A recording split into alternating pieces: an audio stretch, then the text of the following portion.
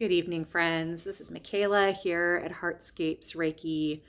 And even though my dinner is downstairs getting cold and it's getting a little bit late in the evening, I just had to come up here and shoot this video to share some things with you that have just been on my heart and on my mind this week, based on an interaction that I had with one of my teachers earlier this week. And it's just really stayed with me. And it's been pulling together a couple of important threads for me that feel like they want to be shared. And often when I'm still kind of feeling an interaction in my heart a few days later, usually that means that I'm supposed to share it and speak to it. So I wanted to just jump on here and do that. And it was centered around something that my Shingon Buddhist teacher shared in one of his lectures this week, which was that he was teaching a particular practice in a particular way, in part to help to decolonize Buddhism in terms of how Buddhism is practiced here in the United States. And I'm here for that. I am here for supporting the decolonization of practices as they show up here in the United States.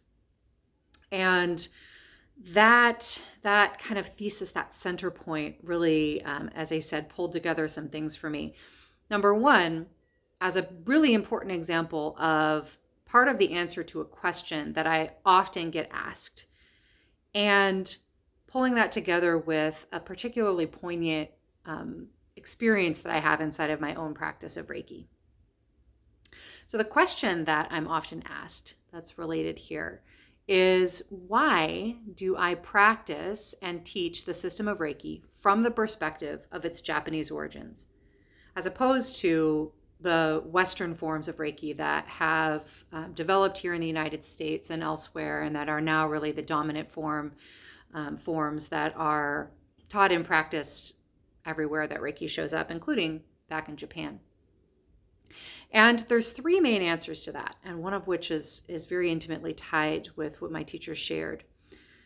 Firstly, I practice from that perspective because I find practicing from the Japanese origins to simply be the most effective way to reach what my goals are for my practice, which is to live my life increasingly as an embodiment of compassion, of gratitude, unattached and in right relationship with my anger and my fears and my sadnesses, and more to live my life in a way that is true to my way and my being. And I find that that is indeed what the system of Reiki has been developed to do for us, and it's very effective at doing that. And so bringing that into my own practice and sharing that with others has been a real joy for me, and it is the way that I want to be.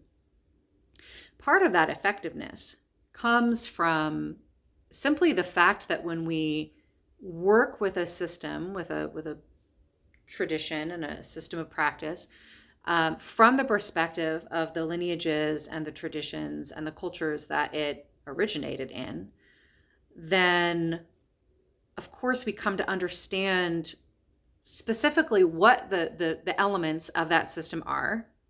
Like, really, what are the actual elements of this system, how they came to be, where they came from, and why those elements are there in the way that they are, connected to each other in the way that they are connected.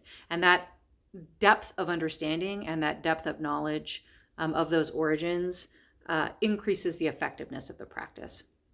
And so I feel a responsibility to really share with students those origins, so that they can root their practice in the fertile soil from which the practice actually came from, and then bring their personal perspectives, their personal life history, other practices that they know and have encountered, other things that are meaningful to them. They can bring that into their practice from that stable soil.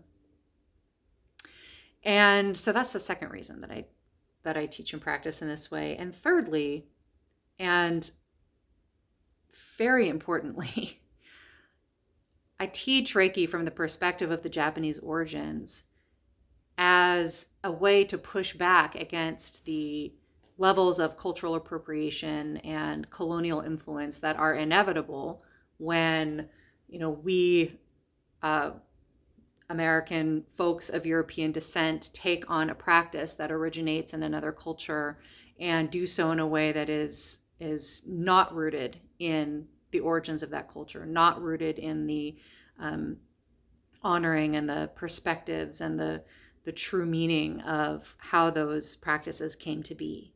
And it's important to me to, live my life and to enact my practice in a way that pushes back against that trend and that way of being, that is in integrity with the practices that I choose to take on.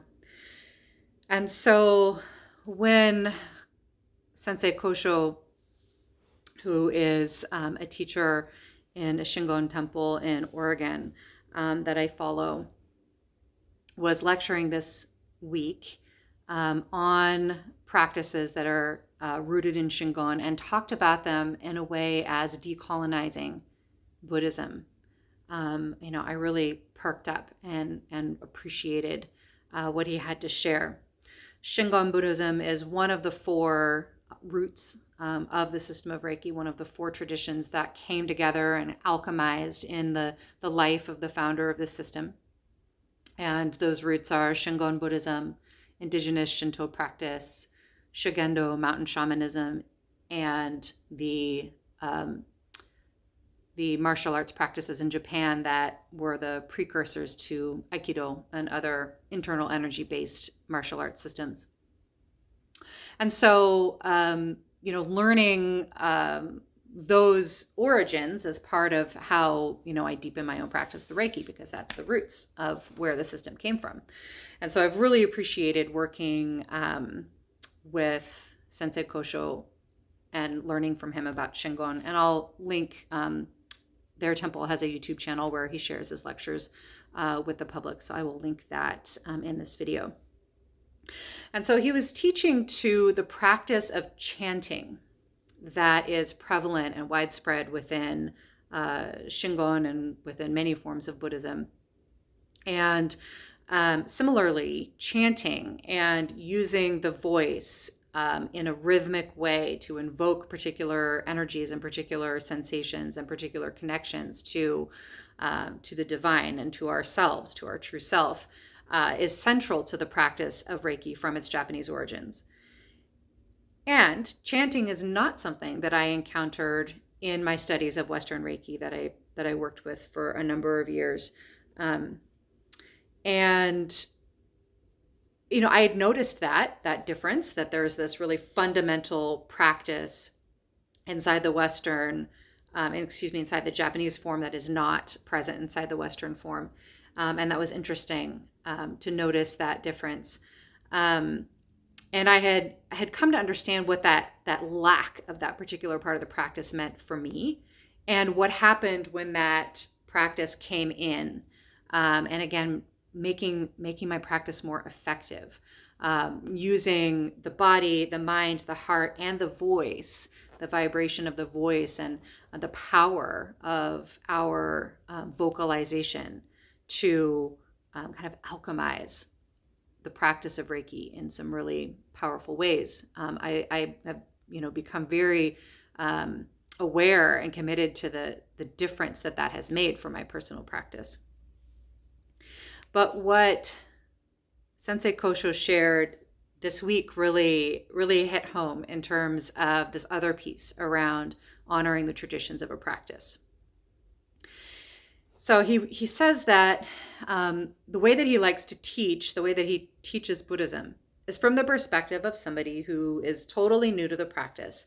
And he imagines that person walking into a Shingon temple during service, and encountering all of these sensory experiences, things to see, sense in the air, things that are in the air to hear, and he wants to teach to those things, to what are you going to actually encounter when you walk into a Shingon service. which is a brilliant way to teach. Rather than kind of from a more academic perspective. He's like, let me teach from the experience that somebody's going to actually have walking into this space. And one of the things that a person who, like myself, grew up in the United States in Western spiritual traditions and Christian rooted traditions, one of the things that might strike that person as different and unusual is the amount of noise in the air in temple. Many, many, many voices rhythmically chanting sutras, rhythmically chanting prayers and mantras, and many voices weaving together, different pitches, different paces, different different beautiful sounds coming together. And that experience of raising voices together in prayer, in devotion, in single-minded focus on one's journey towards enlightenment is an essential part of Shingon practice. And is something that would be possibly surprising. The reason being that the way in which meditation and Buddhism and some of these related traditions have been appropriated and taken into Western tradition has created a kind of a myth that meditation and Buddhist practice is inherently silent and still. That there's this like archetype of the silent, still, meditating Buddha that we're aspiring to be. And, the stillness of the mind and the quieting of the mind and therefore the quieting of the space. And while silence is incredibly important and stillness and meditation in many forms is very important, the idea that silence and stillness is a supreme, goal, and that's how worship would show up in these traditions is simply not based in the reality of the tradition. In the reality of the tradition, the use of the voice is incredibly important. And the use of coming together in a community to create worshipful sound together, not song, right? Not a tradition of singing hymns and singing, songs, but rhythmic,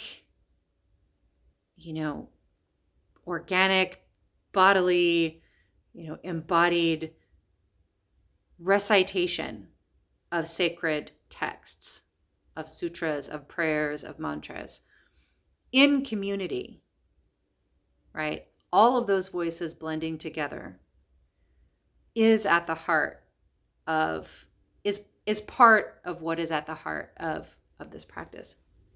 And so, he framed it that way for us and explicitly, called our attention to the idea that asserting the importance of chanting and the importance of recitation of sutras inside of Buddhist practice, and by extension, inside of Reiki practice, is a form of decolonizing Buddhism and pushing back against the kind of westernized, idealized, kind of holding up as supreme this archetype of the silent and still meditator.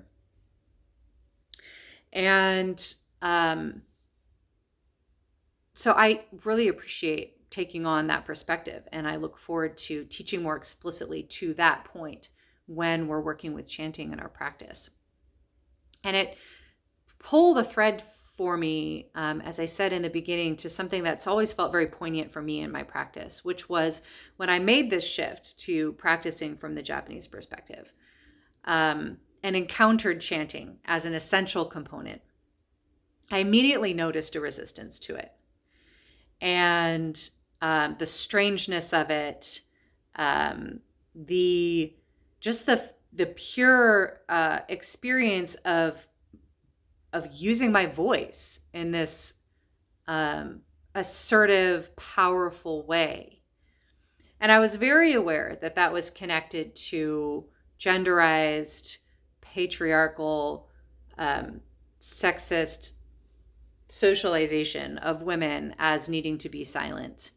And, experiences from my past of speaking up or using my voice or being loud and being, shamed or made wrong for that. I was very aware of that connection, and it was very healing for me to kind of push through the discomfort of working with chanting and working with my voice in order to be in a depth of practice that I wanted to be in, and to kind of push through some of those stories.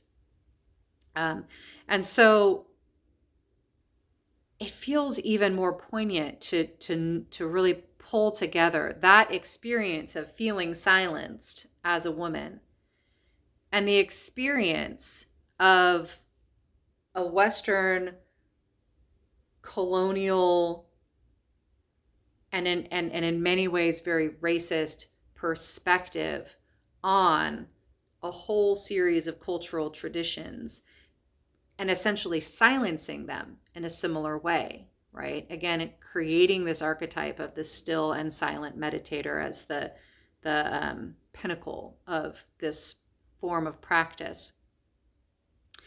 And there was just a poignancy in that overlap, that like suppression of women's voices, the suppression of cultural voices inside of the same system. And that's heavy. That's a lot. It's a lot to undo inside of myself. It's a lot to undo inside of the teaching communities and learning communities that I'm inside of. It's a lot to undo inside of the students that I work with.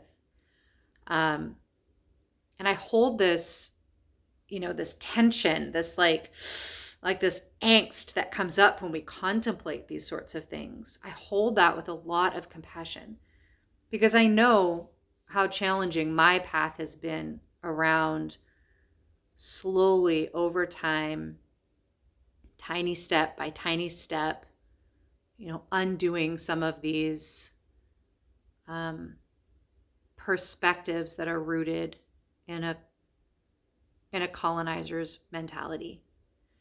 It's lifelong work. It's not complete by any means. And I have so much compassion for myself in that path, for all of the times that I've screwed up and caused harm, in the process of learning. And I have so much compassion for each of us who takes on any part of the way in which that form of, colonizer's perspective lives inside of us. And it's so valuable to be shown these examples and these simple, like concrete, actionable examples of how we can push back against that, right? We can teach chanting in our Reiki practice. We can learn why chanting is important, where it came from, how it's rooted, and how it connects to all of the other pieces of this practice. And we can explicitly name that in doing so, we're reclaiming something that, in some ways has been disrespected and has been lost. And oftentimes that process is we're not even aware of it. We're not even necessarily aware that there's something missing when we learn a practice like Reiki. We just learn it, right? It just comes into our life and it becomes, and it is what it is, the way that we learn it. And we might not know that we're actually practicing something in a way that's out of integrity in some ways. But once we know, then we have a responsibility to shift in the direction of greater integrity. And so, as I said, it's valuable to me to have these concrete ways to do that. And so I want to pass that along to you. And I want to invite you, whatever your practice might be, Whether that's something like Reiki, or whether that is something like a martial arts, or even something like yoga or different artistic practices that might come from a tradition that's different than our own personal background. To look for those places where we can root more deeply into the origins of those practices, understand them more clearly, and share them explicitly and with intention. It matters. It matters to our personal practice and development and healing, and it matters to our communities. It matters to our culture and our world to do this. And so I invite you into that. I would love to learn ways in which you are working with these ideas, with this idea of pushing back. What's been meaningful to you in that process, where you might be struggling, where you might need support. So I invite you to share those things in comments, to reach out, to drop a comment below and share that. And in the meantime, until we meet again, may you be provisioned for your journey inside of all of this. All right, I'm going to go get to that dinner, which is most certainly cold by now, but it was worth it. I love you all. Bye.